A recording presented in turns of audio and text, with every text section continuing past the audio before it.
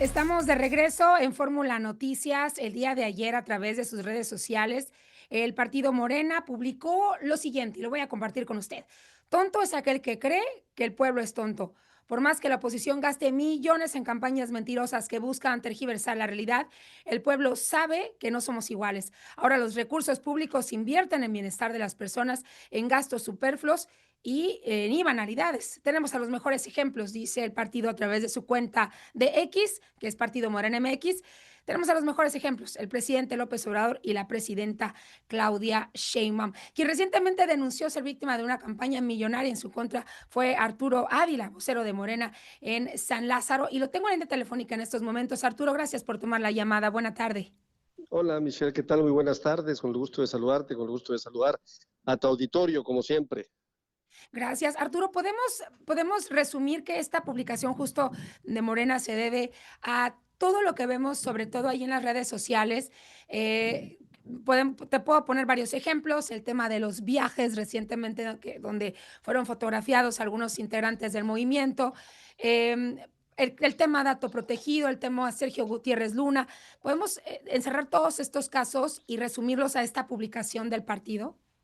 Sí, a ver, yo diría que nuestro movimiento efectivamente es un movimiento que nace en la lucha, a diferencia del PRI, por ejemplo, que nace para conservar el poder como un partido único, hegemónico, o a diferencia del PAN, ¿no? Que traicionó sus principios del fundador de Gómez Morín y que decidieron aliarse con quien ellos decían que era su oposición histórica y acabaron siendo un mismo partido. Nosotros nacimos en un movimiento que luchó para buscar las causas más justas de nuestro país, la igualdad social, quitar, por supuesto, este tipo de gobierno opulento, este tipo de gobierno que favorecía simplemente a unos cuantos, este tipo de gobierno neoliberal, así lo hemos denominado nosotros, cuyas políticas públicas se dedicaron a enriquecer más a un número muy pequeño de personas a costa de la mayoría de las y de los mexicanos.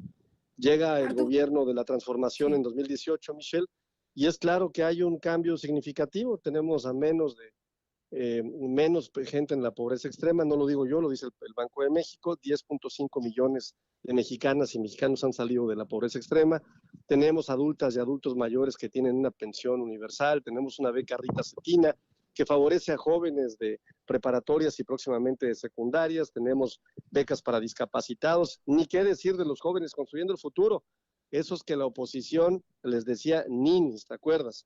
Entonces, este gobierno, el gobierno de la transformación, hoy dirigido y liderado por la presidenta de México, la doctora Claudia Sheinbaum, pues está dando resultados que le están dando sin duda una mejoría significativa a la mayoría de las y los mexicanos, y por eso, Michelle, no es casualidad que hoy 8 de cada 10 personas estén de acuerdo o aprueben la gestión de la presidenta de México.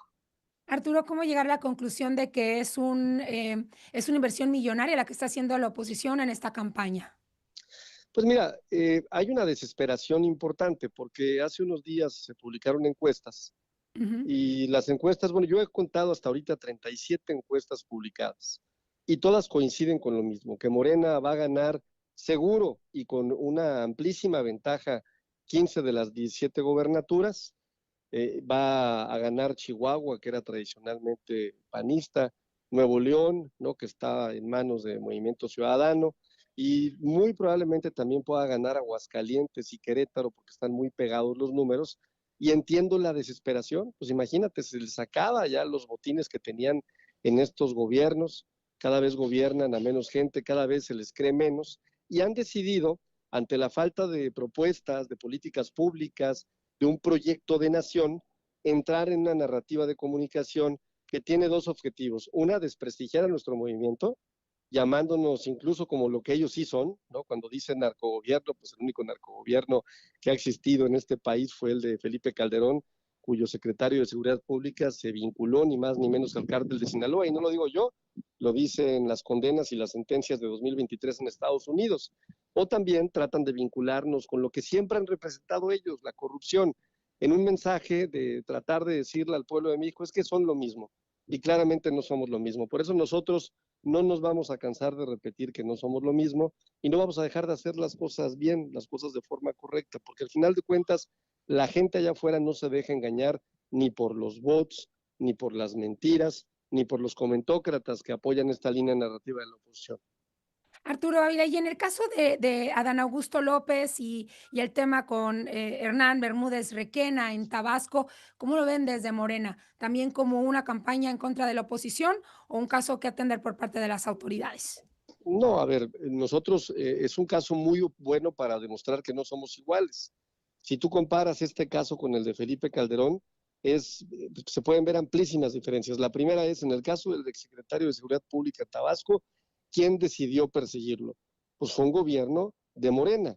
Tú dirás, oye, fue una fiscalía y en teoría son autónomos, sí, pero había información del ejército mexicano cuando ya gobernaba la transformación y también los fiscales son propuestos por los ejecutivos y votados por las mayorías de los congresos locales. Es decir, un gobierno morenista decide ir tras una persona que sin importar la militancia que tuviera, hay indicios de que había cometido una conducta ilícita. Eso es muy distinto a lo que sucedía en el pasado, Michelle. Fíjate, hay datos documentados de que en el caso de Felipe Calderón, el subsecretario de la Defensa, Tomás Ángeles de Aguajare, siendo subsecretario de la Defensa, Michelle, le informó al entonces presidente que el secretario de Seguridad Pública tenía vínculos con el cártel de Sinaloa. ¿Qué hizo Felipe Calderón?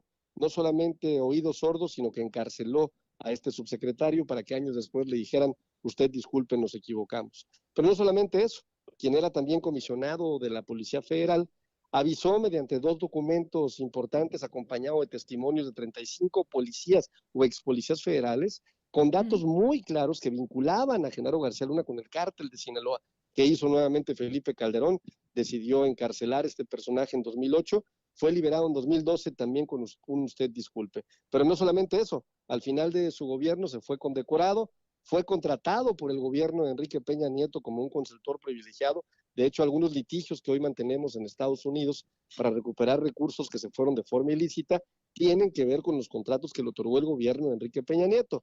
Entonces, pues las diferencias son amplísimas. Mientras en Morena nadie puede estar por encima de la ley, cuando hay una acusación se debe de investigar sin linchamientos mediáticos, con pruebas y esperando la determinación de la autoridad judicial. En el caso de los gobiernos del PAN y del PRI, pues no eran más que comparsas del poder, cómplices del poder, y evidentemente son casos completamente distintos, Michelle. Arturo, y en la confianza ya de tenerte en la línea telefónica y estar platicando estos temas, háblanos del caso Sergio Gutiérrez Luna y Diana Karina Barreras. ¿Cómo lo toma el movimiento?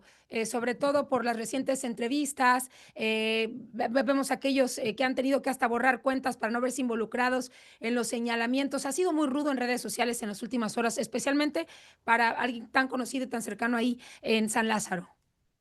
A ver, yo te diría que sin duda siempre hay una amplificación en la narrativa de comunicación de este tipo de situaciones. ¿Por qué? Porque nosotros como referentes del movimiento, pues estamos sin duda sujetos a un escrutinio público y es natural y debemos de ser muy responsables de cada acción que nosotros llevemos a cabo, porque las acciones se van a juzgar y por eso nosotros estamos con lo que ha dicho la presidenta, el poder debe ser siempre debe ser humildad.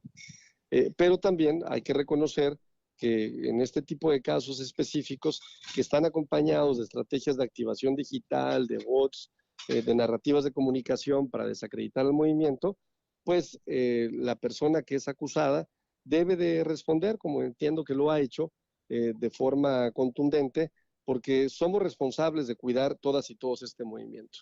Es muy importante que los que formamos parte de este movimiento lo cuidemos. No sin dejar de mencionar, Michelle, que lo más importante en Morena no es el liderazgo o los referentes como es en el PRI y en el PAN, aquí es su gente, su base, el pueblo, los más de 7 millones de afiliados y credencializados que lleva el partido el día de hoy, casi 10 millones al final del año, los más de 71,000 comités seccionales que está construyendo la presidenta del movimiento, Luisa María Alcalde, acompañado del comité ejecutivo, los comités estatales, legisladoras, legisladores, senadores y senadores, que harán al partido la estructura de organización más importante, no solo de México, sino que del mundo. Ese es donde radica la fortaleza del movimiento. Y nosotros como liderazgos, como referentes, pues tenemos la encomienda de cuidar al movimiento y actuar en la justa medianía y en la valoración de que el poder siempre será humildad. Y justo quiero cerrar con esa pregunta, Arturo Ávila, agradecerte la entrevista, porque pareciera públicamente que son varios frentes abiertos que permiten o abren a estos cuestionamientos al movimiento, al partido. ¿Les puede afectar? ¿Lo han platicado para cómo defenderse y no, pues, obviamente, y que no se viole la estructura que han trabajado con tanto tiempo que ya mencionas? ¿Les ha afectado en los números, en las encuestas, en la aprobación? No, a ver, reitero, nosotros somos responsables como caras visibles de cuidar al movimiento, pero como te lo decía Michelle, la fortaleza del movimiento no está en los liderazgos. Lo digo con absoluto conocimiento de razón, está en la base. Reitero, somos el único partido que tiene esa cantidad de millones de afiliados y credencializados. Somos el único partido que a través de una estructura de organización tendrá más de 71,000 comités seccionales equivalentes a cada sección electoral en nuestro país. Y estos comités seccionales, parte de la idea que tiene la dirigencia de nuestro movimiento es darles vida, Sí, que participen activamente en las tareas del movimiento, pero también que auditen a sí, los gobiernos. Entonces, bien, ¿qué estamos tratando de hacer? Fortalecer a la base. Eso es lo importante y eso bien. es lo que convierte a Morena en un partido indestructible. Gracias, Arturo, por esta entrevista. Muy buena tarde. Michelle, muy buenas tardes. Hasta luego. Nos Buena vemos. tarde. Gracias. Hasta luego, Arturo Álvira, vocero de Morena en San Lázaro.